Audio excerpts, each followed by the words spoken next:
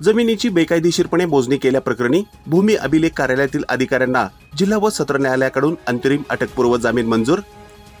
सोलापुरातील भूमी अभिलेख कार्यालयातील अधिकारी उप अधीक्षक नितीन सावंत, शिरस्तेदार मकरंद काडगावकर, छाननी लिपिक श्रीशैल काळे यांची भूमी अभिलेख प्रकरणामध्ये बेकायदेशीरपणे मोजणी करून पोट हिस्सा मंजूर केल्याबद्दलच्या गुन्ह्यामध्ये जिल्हा व सत्र न्यायालयाने मंगळवारी दुपारी 3 वाजण्याच्या सुमारास सशर्त अंतरिम अटकपूर्व जामीन मंजूर केला।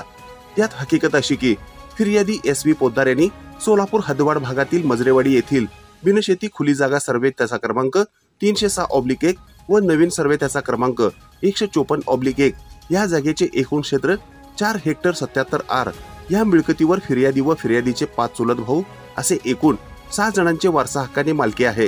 त्या संदर्भात अर्जदार आप्पासाहेब भोपळे यांना मोजणी मागण्याचा अधिकार नाही।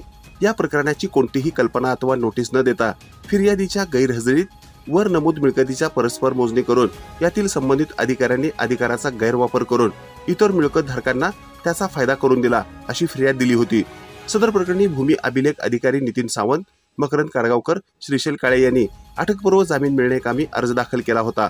यात आरोपीतर्फे ॲडव्होकेट शशी कुलकर्णी यांनी असा युक्तिवाद केला की आरोपीने कोणतीही बनावट कृत्य केलेली नाहीत व त्यांना पोलीस कोठडीची आवश्यकता नाही व आरोपी हे पोलिसांना तपास कामात सहकार्य करतील असा युक्तिवाद केला।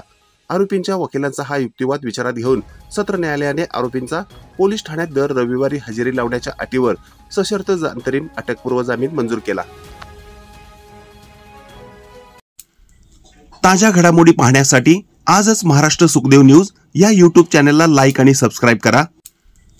ताज्या घडामोडी पाहण्यासाठी आजच महाराष्ट्र सुखदेव न्यूज या YouTube चॅनलला लाईक आणि सबस्क्राईब करा।